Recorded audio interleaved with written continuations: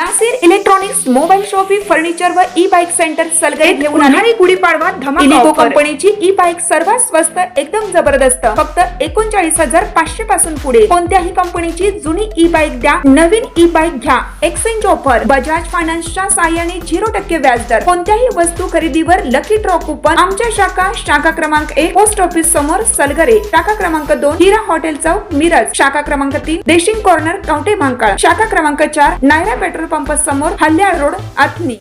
प्रत्येक बातमीतील घटनेच्या वास्तविकतेची तुलना थेट पाहत रहा चांगली अपडेट।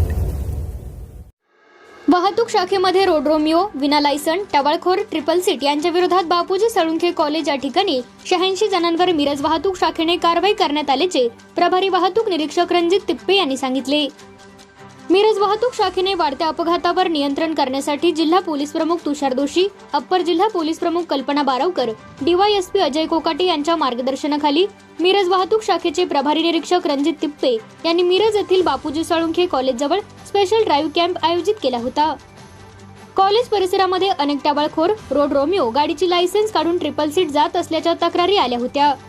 त्या अनुषंगाने मिरज वाहतूक शाखेने बापूजी साळुंखे कॉलेज परिसरात स्पेशल ड्राईव्ह आयोजित केला होता। यामध्ये ट्रिपल सीट विना लायसन व अल्पवयीन चालक तसेच टवाळखोर 86 तरुणांच्यावर कारवाई करण्यात आली आहे। यावेळी प्रभारी निरीक्षक रणजित तिप्पे म्हणाले की पालकांनी मुलांना गाडी देताना विचार करावा तसेच विना लायसन गाडी देऊ नये।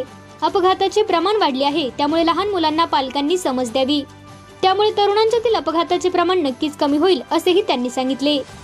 हा स्पेशल ड्राईव्ह मिरज वाहतूक शाखेने महाविद्यालय परिसरात आयोजित केल्याने पालक व वाहनधारकांच्यात समाधान व्यक्त होत आहे। निरीक्षक रणजित तिप्पे यांनी मिरज शहरात वाहतूक सुरळीत होण्यासाठी जोरदार कारवाई सुरू केली आहे। आज रोजी माननीय पोलीस अधीक्षक तुषार दोशी सर, माननीय अपर पोलीस अधीक्षक कल्पना बावरकर मॅडम, माननीय उपविभागीय पोलीस अधिकारी अजय कोकाटे सर यांच्या मार्गदर्शनाखाली जे वाढते अपघात आहेत त्या अनुषंगाने एक स्पेशल ड्राईव्ह बापूजी साळुंखे महाविद्यालय या ठिकाणी घेण्यात आला होता।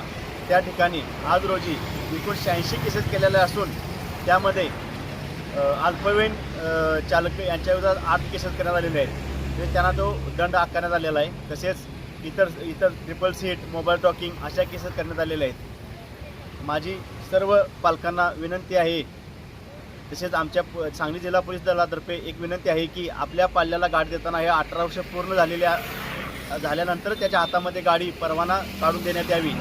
त्यामुळे आपल्या पाल्याचा तसेच इतर रस्त्यावर जाणाऱ्या लोकांचा कोणतीही हानी होणार नाही। तरी सर्व पालकांना माझी विनंती आहे की सर्वांनी आपल्या पाल्याला गाडी देताना वाहतुकीच्या नियमाबाबत सांगूनच गाडी देण्यात यावी।